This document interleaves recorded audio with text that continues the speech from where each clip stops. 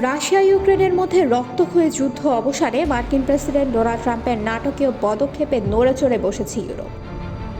যুদ্ধরত দুই পক্ষকে অবিলম্বে শান্তি আলোচনা শুরু করতে আহ্বান জানিয়েছেন তিনি। সে সঙ্গে তার প্রশাসন জানিয়েছে এই আলোচনা ইউরোপ থাকবে না। এই পরিস্থিতিতে ইউক্রেন যুদ্ধ নিয়ে আলোচনার জন্য আগামী সপ্তাহে জরুরি সম্মেলনে বসতে চেয়েছেন ইউরোপের নেতারা।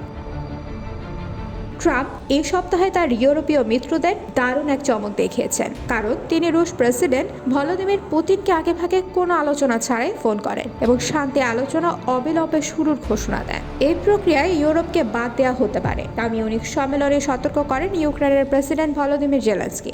একই সঙ্গে ইউরোপকে নিজস্ব সেনাবাহিনী গড়ে তোলার আহ্বান জানান তিনি। শনিবার জার্মানিতে মিউনিখ নিরাপত্তা সম্মেলনে যোগ দিয়ে ইউক্রেনের মার্কিন প্রেসিডেন্টের বিশেষ দূত কেট কেলক জানান, রাশিয়া ইউক্রেন যুদ্ধ বন্ধে ডোনাল্ড ট্রাম্প যে শান্তি আলোচনার পরিকল্পনা করছেন তাতে ইউরোপকে যুক্ত করা হবে না। ইউরোপকে না রাখার পক্ষে যুক্তি দেখাতে গিয়ে কেলক বলেন, এর আগের আলোচনাগুলো ব্যর্থ হয়েছিল কারণ অনেক বেশি পক্ষ সেগুলোতে জড়িত ছিল।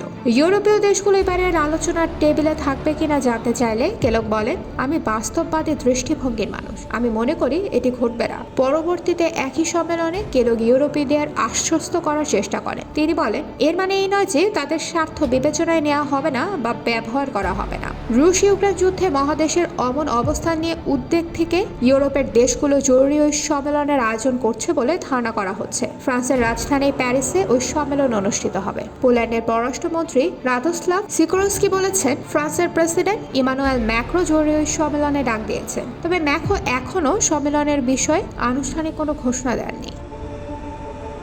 ইউরোপীয় নেতারা এরই মধ্যে জানিয়েছেন তারা আলোচনার বাইরে থাকা কোনোভাবেই মেনে নেবেন না। ফিনল্যান্ডের প্রেসিডেন্ট আলেকজান্ডার স্টাফ মিউনিখে আমরা ইউক্রেনের ভবিষ্যৎ বা ইউরোপীয় নিরাপত্তা কাঠামো নিয়েও কোনো আলোচনা বা সমঝোতা ইউরোপীয়দের বাদ দিয়ে করতে দেব না। যুক্তরাজ্যের প্রধানমন্ত্রী কিয়ার স্টারমার প্যারিসে ওই সম্মেলনে যোগ দেবেন বলে প্রত্যাশা করা হচ্ছে। স্টারমার বলেন, আমাদের জাতীয় নিরাপত্তায় এমন মুহূর্ত 20-30 বছরে একবারই আসে এবং এটা স্পষ্ট যে ন্যাটো ইউরোপকে আরও বড় ভূমিকা দিতে হবে। এদিকে ইউক্রেনে রাশিয়ার প্রায় 3 বছর ধরে চলা যুদ্ধ অবসানের লক্ষ্যে আলোচনা শুরু করতে সৌদি আরবে মার্কিন ও রুশ কর্মকর্তাদের বৈঠক হতে যাচ্ছে। শনিবার এক মার্কিন আইন প্রণেতা ও পরিকল্পনা সম্পর্কিত সূত্র এই খবর নিশ্চিত করেছে। যদিও ইউক্রেনের প্রেসিডেন্ট ভলোদিমির জেলেনস্কি জানিয়েছেন, সৌদি আরবে হওয়া এই আলোচনায় ইউক্রেনকে আমন্ত্রণ জানানো হয়নি।